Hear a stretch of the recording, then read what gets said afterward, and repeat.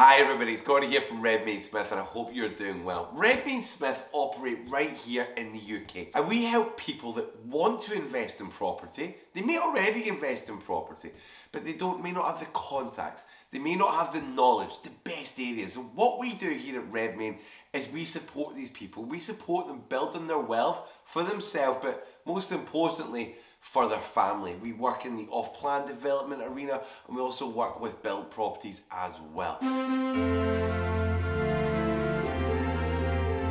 So if you haven't caught last week's session, what I need you to do before we go any further, go back, watch video number 1, because I gave you the first 6 steps on the process of purchasing off-plan or built development. And then I'll see you back here very shortly for video number 2. Step number 7.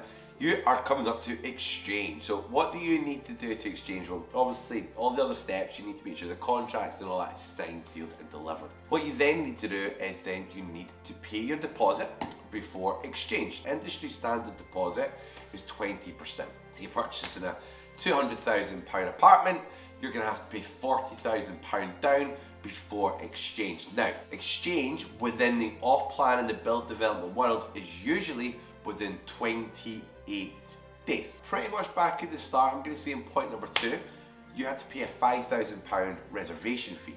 Now what that does, you'll pay your 20% minus the £5,000 reservation fee.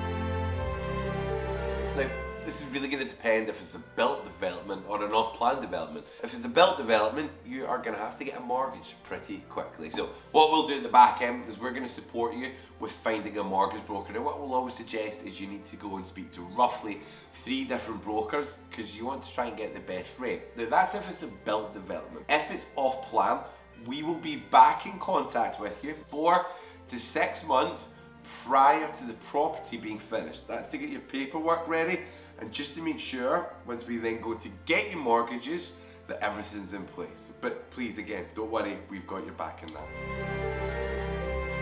Number 9, management companies. So unless you want to have another job, I would suggest getting a management company on board to make sure that it's done correctly. Now, a big believer that when I got involved in property, I didn't want to create myself another job. So everything that I do, I outsource. We'll never take a development on unless we've got a management company in place and ready to take something over. So we work with big block agents that are experts in this field, but we'll have that all set up for you. We keep in touch with the management company, let them know when the development's going to be ready, because guess what? As soon as the development's ready, what do you want to do? Are you going to want to put your tenant in it, or are you going to want to put a guest in it so you can start making money? And point number 10, we have now fully exchanged, we have completed, and we have got the keys for your new property. And do you know what? This is my favourite time. I get calls, I get texts, I get champagne. All my clients get in touch from around this point, and generally I'll go and meet the clients on site and look at them and watch them walking into their brand new investment, because a lot of them, they've bought it off plan, so they're seeing the full process from starting getting built right through to getting the keys. It's an incredible feeling. It's a really, really good feeling. Let's say you bought a property 6 months ago, 12 months ago. How do you think it will feel when you finally get that keys? The bravery, the courage that you did to make an investment. You are now the proud owner of your beautiful brand new apartment or your brand new house. So congratulations for the future. And number 11, getting the tenants in. But before we go there, you need to figure out what strategy you're doing. If you're going down the route of buy-to-let, what I would suggest is not furnishing it, because the tenants will come in and furnish it themselves.